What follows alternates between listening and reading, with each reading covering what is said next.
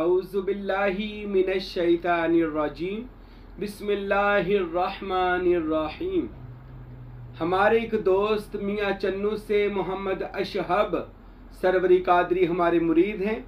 अल्लाह मोहम्मद अशहब सरवरी कादरी को मज़ीद रूहानी बरकत रूहानी तरक्की अता फरमाए। बड़े खूबसूरत नात ख्वां भी हैं, बड़ी शीरी ज़ुबान है। अल्लाह मज़ीद सुखन और बरकत दे। उन्होंने मुझे सवाल किया था कि साईं महबूब पीर बग़ैर इजाज़त वजीफ़ा करने के नुकसानात क्या हैं।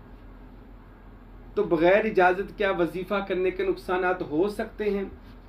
तो बेशक जो वजीफ़ा और चिल्ला होता है ना, आम आप पढ़ाई कोई भी कर ले, कोई हर्ज नहीं होता, लेकिन इबादत के लिए जो पढ़ाई करी जाए उसका कोई हर्ज नहीं है। बंदा इबादत लेकिन ये भी याद रखें, इबादत की भी एक अल्लाह ने हद मुकर्रर की है। इबादत इतनी ना करें कि वो आपके लिए एक बोझ बन जाए और आप सरदर्द शुरू हो जाए। अल्लाह के रसूल सल्लल्लाहु अलैहि वसल्लम ने भी इरशाद फरमाया कि जब तुम कुरान मजीद पढ़ो और जब कुरान मजीद पढ़ते आपको बेचैनी लगनी शुरू हो जाए तो कुरान मजीद को बंद कर दो और दुनियावी काम में लग जाओ। पढ़ो जरूर और बहुत ज्यादा इबादत करें, लेकिन इतनी इबादत ना करें कि वो आपके लिए नुकसान बन जाए। मैंने बहुत सारे बंदों को देखा। आज भी एक बुजुर्ग मेरे पास आए थे, वो किसी और मसलक से ताल्लुक था। वो नमाजें और कुरान और हर वक्त कह ले सूरतें पढ़ते रहते थे। तो उनका बेटा पागल हो गया, वो हर वक्त ही वो पढ़ता रहता था, सारी रात नवाफिल पढ़ता रहता था, सारी रात तिलावत करता रहता था। आखिर वो साइको हो गया, हिल गया, पागल हो गया। उसके लिए आया था दुआ कर दे। तो ज्यादा इबादत भी बंदे को नुकसान देती है। अल्लाह ने हुक्म दिया नमाज पढ़ो, कुरान पढ़ो और दुनियावी काम भी करो। अपना ध्यान दुनियादारी की तरफ भी रखो। बिल्कुल ही ये कामों में लग जाओगे तो नुकसान तो फिर होगा। हजूर सुल्तानुल फुकारा फकीर नूर मोहम्मद सरवरी कादरी कुलाचवी रहमतुल्लाह अलैह आपने इरशाद फरमाया कि जैसे खाना ज्यादा खाने से बदहजमी हो जाती है और बंदा परेशान होता है, इसी तरह ज्यादा इबादत करने से भी बंदे में ऐसा निजाम पैदा हो जाता है। मैंने तो वैसे बहुत देखा, जितनी इबादत करने वाला बंदा है वो इबादत को हजम करने की बजाय मुतकब्बर हो जाता है, गुरूर पैदा हो जाता है। जितना इबादत गुजार बंदा उतना मैंने मुतकब्बर भी बंदे देखे। आरफों के बादशाह सुल्तान बाहू रहमतुल्लाह अलैह ने तो फरमाया, और गौसे पाक का भी ये फरमान है, सुल्तान बाहू ने भी ये फरमाया कि ज्यादा इबादत करी जाओ तो वो अल्लाह की मार्फत से आपको दूर कर देंगे। क्योंकि बंदा हर वेले इबादत ही लग गया रहेगा, मार्फत सीखने के लिए टाइम जाएगा तो फिर ऐसे अमाल में नुकसान होता है।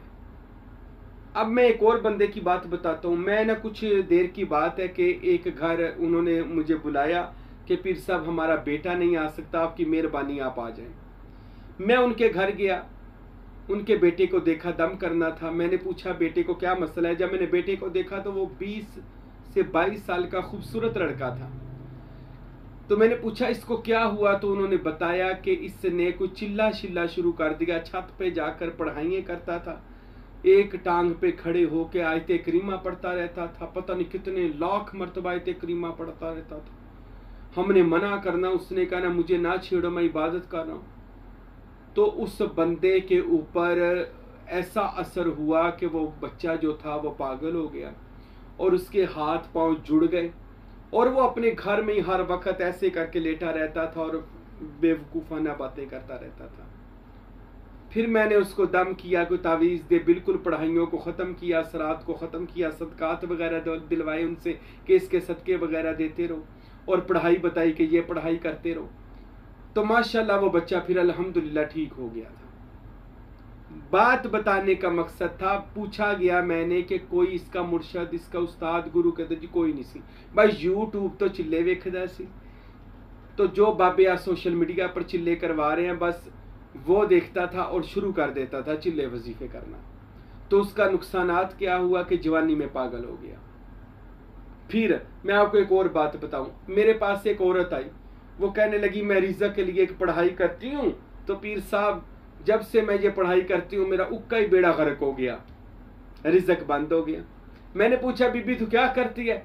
तो कहने लगी मुझे किसी पीर मौलवी साहब ने बताया था कि आपने रोजाना तस्बीह करनी है, या जब्बारो या कहारो, 1000 बार, या जब्बारो या कहारो।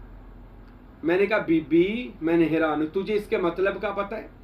इस लफ्जों को कहती नहीं जी। मौलवी साहब ने दसे या जब्बार का मतलब है ए जबर करने वाले, या कहार ए कहर अजाब नाजिल करने वाले, ए गुस्सा करने वाले, ए कहर नाजिल करने वाले।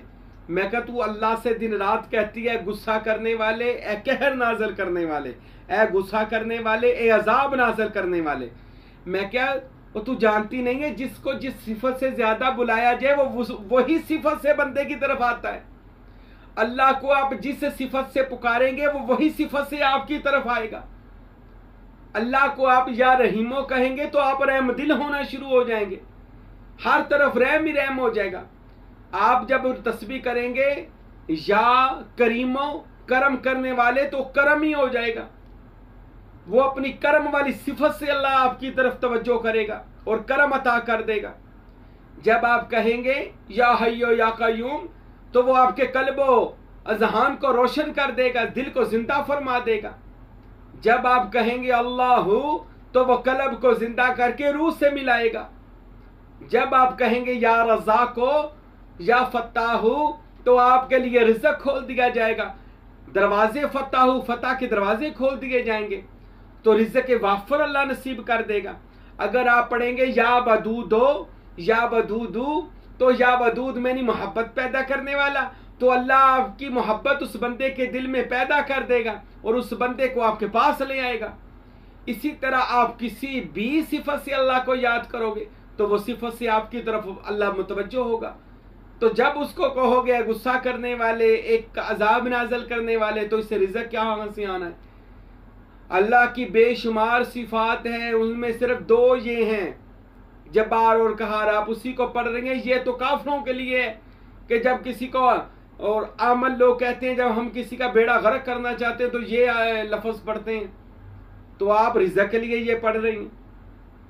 तो फिर उस बीबी को समझ आई कि मैं क्या करती थी, तो फिर मैंने उसको बताया पढ़ा कर या अल्लाह या रहमान या रहीम या हय्यो या कय्यूम, ये 5 नाम ठंडे हैं, अल्लाह का रिज़्क और उसकी रहमत लेकर आते हैं।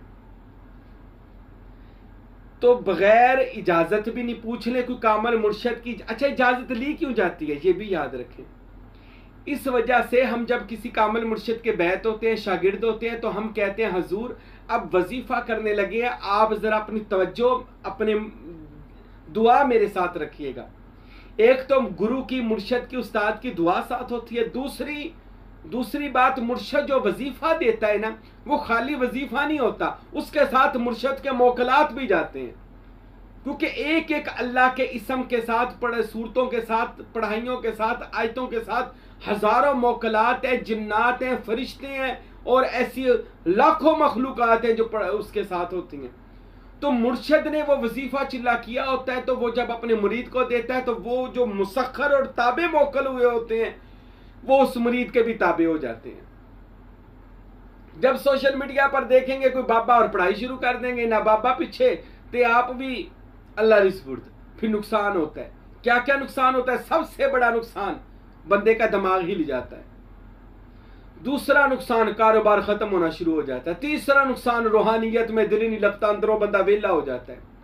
चौथा नुकसान घर बार परेशानी हर तरफ। ये सारे नुकसानात बगैर इजाजत के चिल्ला करने से होते हैं। इबादत करे पर उतनी करे जितना ये वजूद बर्दाश्त कर ले, और चिल्ले वो करें वजीफे जो आपका कामल पीर आपको करवाए। किसी की, वली की, बुजुर्ग की, औलिया की इजाजत ले ले ताकि उसकी दुआ बरकत आपके साथ हो जाए और आप उस चिल्ले में कामयाब, वजीफे में कामयाब हो जाए। मैंने वजीफा किया था अल्हम्दुलिल्लाह दुरूदे ताज का, वैसे मैंने बेशुमार वजीफे किए।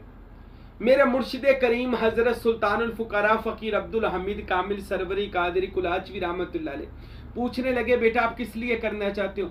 मैंने अर्ज की हजूर मैं कमली वाले महबूब जनाब मोहम्मद अरबी सल्लल्लाहु अलैहि वसल्लम की ज़ियारत के लिए करना चाहता हूँ, तो मुझे इजाज़त मिल गई अल्हम्दुलिल्लाह। मुझे 11वें 12वें दिन ही कमली वाले महबूब का दीदार हुआ, अल्हम्दुलिल्लाह।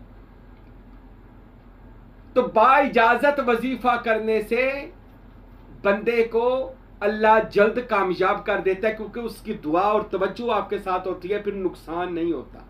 अगर इजाज़त के बगैर करेंगे तो नुकसान होगा। नुकसानात भी मैंने आपको बता दिए, क्योंकि पीछे किसी का हाथ नहीं है, तवज्जो नहीं है, दुआ नहीं है, कंड पीछे कोई साई नहीं है, तो लग गया वा मार्फत हासिल करन या कोई जिन्ना नु ताबे करन जी, मैं मोकल ताबे करने, मैं हमजाद ताबे करना। हमजाद करने वाले बंदों को मैंने बड़ा देखा, वो पागल हो गए। और जी हमने यूट्यूब पर देखा था हमजाद काबू करने का, तो पागल ही होना, फिर यूट्यूब ने मुर्शद मान लिया, उस्ताद मान लिया तूने। सिर्फ कामल मुर्शद के पास नहीं जाना जी, वो पीरा को जाना, फिर मरीद होना पैना, फिर खिदमत करनी पैनी है, तो इन्होंने चीज़ा तो बचिए, लिहाजा घर बह के असी बाबे बन जाइए। इस तरह कोई भी नहीं बनता। कामल मुर्शद की बैत शागिर्दी जरूरी है, उसकी इजाजत से करेंगे तो कोई नुकसान आपको नहीं होगा। मुर्शद की इजाजत से फायदे होंगे, और बगैर इजाजत के जो चिल्ला वजीफा करेंगे उसके नुकसानात होंगे। अल्लाह हम सब को जो भी वज़ाइफ करने हों मुर्शद की इजाजत से करने की तौफीक दे, और इसके नुकसानात से मुझे और आपको महफूज फरमाए। वमा अलैना इल्लल बलागुल मुबीन।